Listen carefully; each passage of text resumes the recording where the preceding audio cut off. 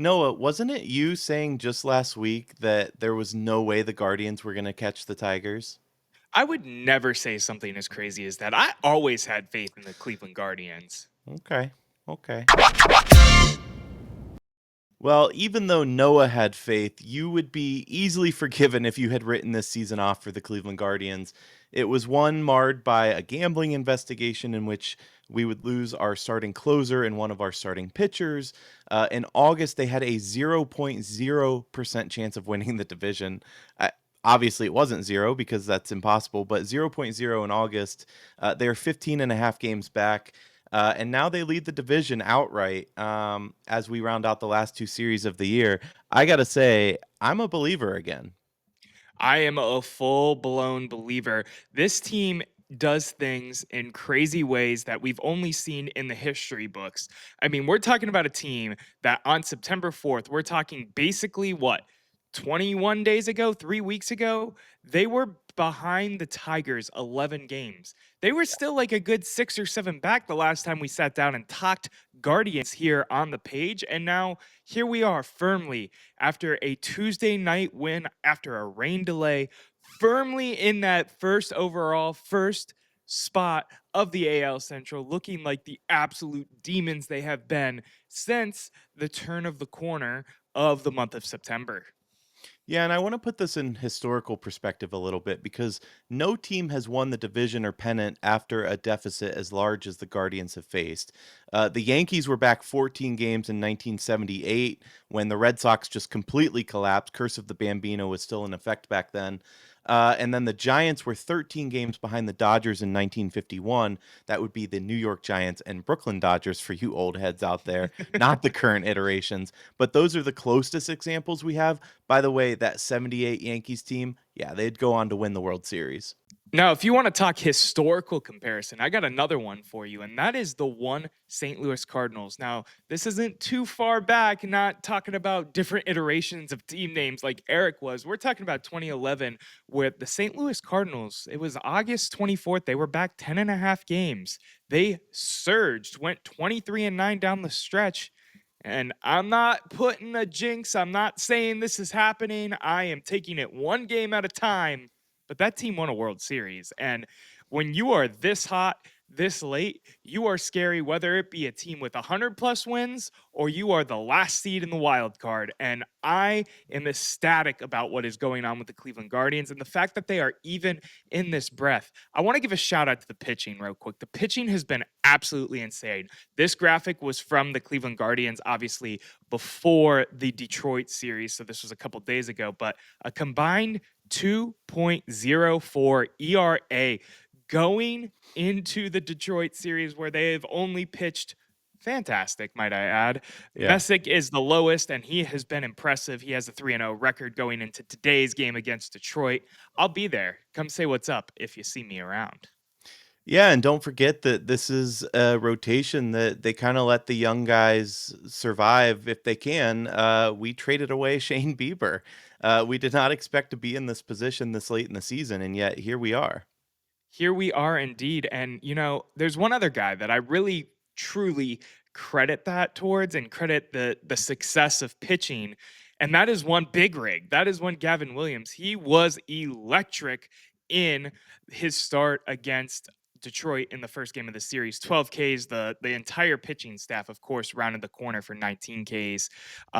It was a crazy game from pitching both sides, and I don't mean the crazy pitch. Prayers, of course, to one David Fry, but Gavin Williams has stepped up into his own and become arguably an ace. He's played like an ace since July, in my opinion.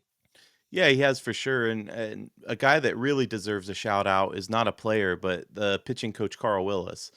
He's a longtime pitching coach, and consistently he has this rotation. I mean, looking amazing. Gavin Williams is a guy, by the way, that they were considering bumping down, back down to AAA. They messed with his mechanics. By messed, I mean fixed. And they wanted to keep him in the majors and see those innings. And obviously, it has worked out. And the way that the Guardians have gotten here, by the way, playing what they're calling guards ball, just bear with me a second because I want you to picture this. A few softly struck singles, a wild pitch, failed fielding, and 3 runs scored in the bottom of the 6th to ease a 2-0 deficit. and climb into first place. Am I talking about Tuesday night as Noah pulls up these highlights? No, I'm not. I'm actually talking about the game on April 22nd against the Yankees, where they did the exact same thing. That's the last time that they led the division, by the way. They sat closer to the Chicago White Sox, who set a record for most losses last season. They sat closer to them than the steady as she goes Detroit Tigers. And now all of a sudden, we're winning the division. This team is just something special, man. You would be forgiven again for writing them off. And, they were saying things like, it's a long season. We still believe, et cetera, et cetera. I don't know about you, but I took it as lip service. It's one of those, what else are you going to say kind of things. But I did not expect to find ourselves in the position that we're in. And yet it feels special. I know as we get to October and the leaves are changing and there's just that magic feeling in the air in general. And as a baseball guy, I love it. But I don't know. I don't want to get crazy. And you were talking World Series with the Cardinals. I feel like the ceiling the sky's the limit sort of thing with this team. The ceiling is the roof. Michael Jordan. You always got to use it. It's I knew right you there for you, Eric. I knew It's you would. always That's right why there. I left it for you. I love it. Um, this team has been absolutely phenomenal. The thing that I find really interesting, and we sat down and talked about it here on the page before, was the Bybee dugout incident that happened between him and Vogt, where they were yelling at each other. They are 21-6 since that incident. Now, most of the time when you see something like that, that is a sign of bad things to come. I think that was Yeah. part of the reason we were so down on this team for a while, was because, oh boy, coach is fighting with a player and what that looks like. Maybe that was a turning point. Maybe Bybee getting in there and riling up the boys and looking at Vogt and saying it's time to go, and Vogt then having the players back, and they all had a big kumbaya moment. And here we are. Here we are ahead of the division, 4 games left, one today, three this weekend. The the NFL, the MLB playoffs in sight. There is nothing like October baseball mixed with your October football, mixed with the start of NBA season. This is the best time of the year to be people like you and I who like to sit down and talk sports, man. It is by far the best time of year. By the way, that magic number for both the division as well as just a wild card playoff spot is 3. So either way to make the playoffs, magic number's 3 for us. Go back to that 6th inning though. You played it shortly, but this was from Tuesday night. What a game! First of all, I want to shout out Scooble because for all intents and purposes, I had heard like he's a good guy, and then that hit happens, obviously. Fry goes to bunt, a 99-mile-per-hour fastball he eats to the face. We talked about it a little bit the other day. But Scooble actually went to the hospital. Vote drove, which what a weird car That ride that was, must have been. yeah, for sure. Um, but the fact that he went to the hospital to check on him, obviously he was visibly disturbed after it happened, and it's not his fault at all, by the way. It Um, tipped what to an the bat. Yeah. Right, and what an up well, first of all, don't put your face that close to the bat. I don't know, you didn't really play baseball, but when you bunt, you square up on it, you protect your fingers, and what you're doing is you're just moving up and down to where that ball's gonna be to get wood on the ball, right? Right. He did that, but with his face here, which, yeah, don't do that again. But Scooble, great dude. I would love to see him in a Guardians uniform in the future. I doubt that will ever be the case, but I just wanted to shout him out.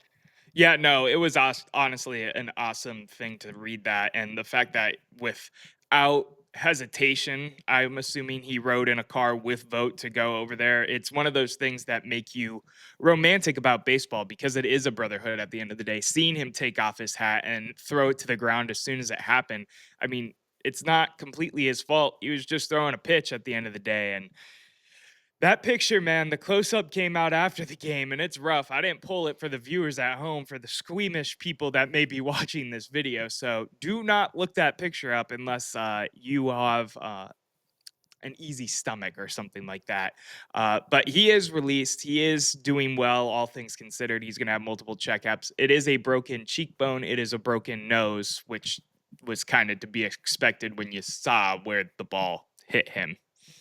I'm just glad it hit in the lower-ish part of the face because I'm telling you, that could have ended tragically. So, I'm really glad, obviously thoughts out to him and his family and that he's able to recover, but that was scary. It was scary indeed. Let's go back to the happy moments. The Guardians are obviously firmly in control of their own destiny. I know we are high, we are taking it game by game, day by day. What do you feel about this team, Eric? Do you think they got a run in them? Do you think that they're for sure making the playoffs? That's not a lock yet. Are you all the way on the bandwagon? Tell me why. Tell me your reasoning. Yeah, I think I am. First of all, do I see them making the playoffs? The answer is yes, because unfortunately, regardless of how the Guardians do, I say unfortunately, it's good for us, but the Tigers are just a team that is missing their soul right now. I can't imagine being in that dugout. I mean, you see it when the camera's on the dugout at the end of the game. They can't find a run. They can't find anything to save their life and it's showing. So while there's always going to be pressure there, I think that the Tigers are just done. Obviously, they have that one more game today against us, but they also end against the Red Sox, who are trying to make the playoffs themselves. So not an easy series to end with. But that said, what I like about this Guardians team, they're not trying to be something that they're not. They're Right. not trying to be power hitters. You have one power hitter on the team, and it's J-Ram. They're not trying to play that style of ball, though. They're beating you with really good pitching and defense, and they're beating you with small ball. We talked about it that inning the other day where the ball didn't leave the infield except for Scooble's, they're calling it the pitchback or whatever. Minus that, the between the legs weirdness, the ball did not leave the infield in that inning. So they're beating you with small ball, and Noah knows this well. I love small ball. If there's no outs and a guy on third, I am shouting at my TV for the suicide squeeze because it's a free run. It's right there. Everyone should be able to bunt. But it is a lost art these days. But they're winning in ways where we talked about it kind of with the Browns the other day, where finally the ball is falling our way. Everything's just going right for this team, and it has the feeling of magic. I don't know. Maybe it's like that Oakland team that set the record for most wins and then went on to lose in the playoffs. Either way, I want to say this and I want to be clear. If the Guardians lose in a wild card or in the divisional series, this is an absolute success of a season. And coming from a guy and guys that talked about your ultimate goal is a championship. It's always the goal when you set out. Anything less than that is a failure. I don't think that's the case with this team because this is going to be a year and a team that is remembered because they brought some magic out when it really felt like there was no magic left in the world. I know this time last week I was packing up the Guardians gear. Not really. I mean, I was still paying attention to the team. I'm Metaphorically, right. metaphorically packing up the gear, getting ready to really dive in and dig in on football between the Buckeyes and the Browns in terms of what we talk about here on the page and my own personal fandom. And within the span of what, 5 days, 6 days, I have turned around and I've gotten all the way bought back in on this team and bought in on this run that they may or may not have. My biggest concern for this team is, of course, the batting, the power hitting, the stuff that you mentioned. Are they going to be able to slug with the best of them as they make a playoff run? But Yeah. does that really matter?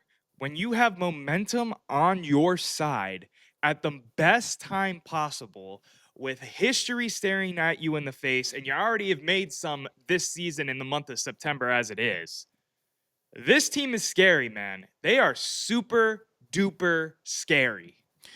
Yeah, I'll say this. They're a team that nobody's going to want to play them.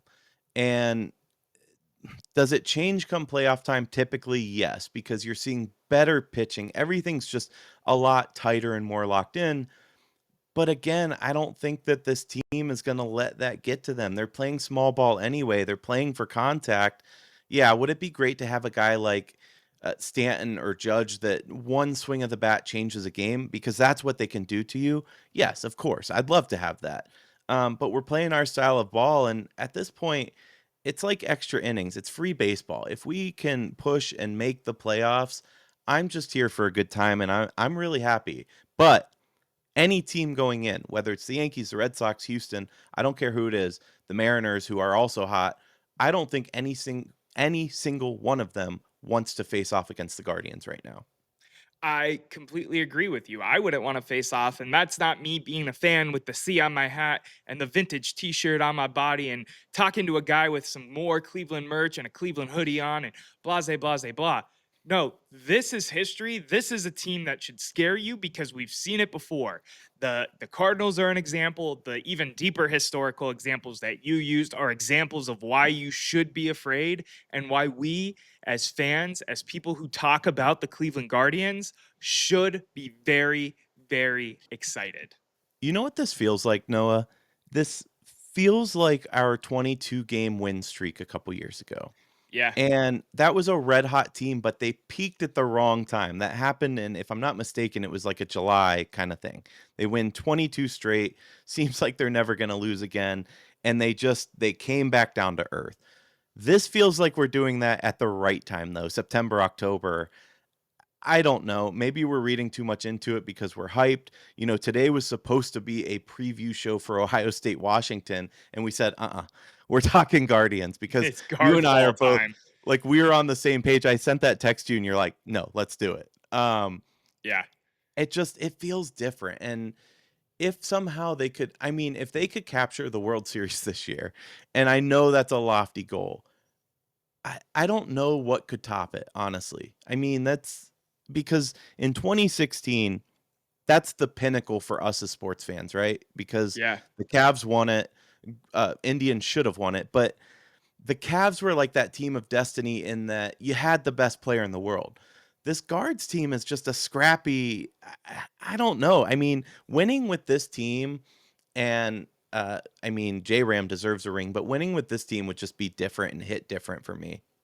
Yeah, and anything can happen in October baseball and in the World Series, man. We've seen it happen before. That is the craziest part of it. And I don't want to get my hopes up because I've done this. I've done the roller coaster with this team all year. And I think you said it absolutely best yourself.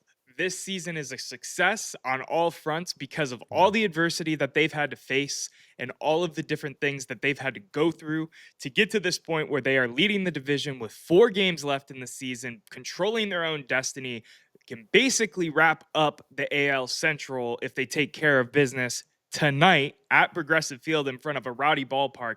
Can we talk real quick about how busy the stadium is and how proud I am to be a Clevelander when I see them show the crowds for these games? Yeah, the fans show out. We know this. When you put a competitive team on the ball field, the fans will show up. They sold out the most sellouts at the time, you know, in the 90s. And granted, it was different because you didn't have the Browns in town at the time. But the fans are always willing and able. And they talked about it on the broadcast tonight how it doesn't matter the number of fans. It was nearly 30,000 tonight. It's the type of fans because they said it was loud in there. Everybody was ready and they exploded for J-Ram when he had that 2 RBI double to add on to the lead. It just you could see it, you could feel it. It's the best atmosphere. I think you'd be hard pressed to find a better one in baseball, frankly. You're giving me goosebumps right now to go to this game tonight, man. That's all I'm telling you because I have been in Progressive Field now last season for a playoff environment, and I cannot wait to feel that energy and cheer on the Guardians tonight with 30,000 plus fans. I want to add real quick too that they were expecting about 15,000 within 24 hours of the first game of the Detroit series starting, Yeah. and that of course bumped up to double as the pressure mounted and people were saying you got to come out to the game. Quan called it out after the game on Tuesday and said, I really hope we fill the stadium for the last week because it would really help us push and continue on with the run that they're trying to do.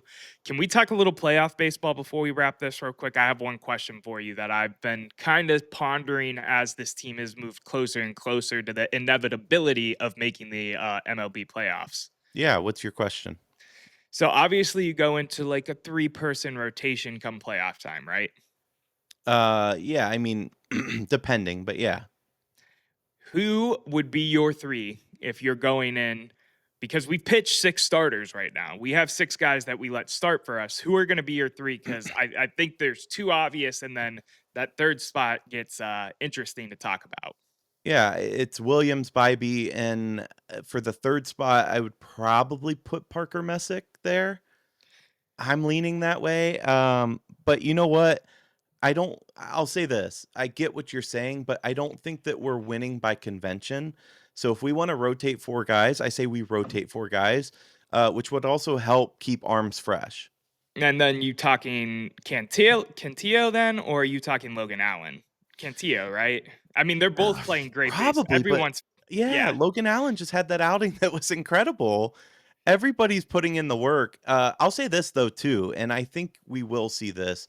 What I would like to see, and again, I think we will, even if you're not a starting pitcher, these guys are going to be available as relief pitchers. If we yeah. need them for 3, 4 innings in the middle of a game, we're going to have that.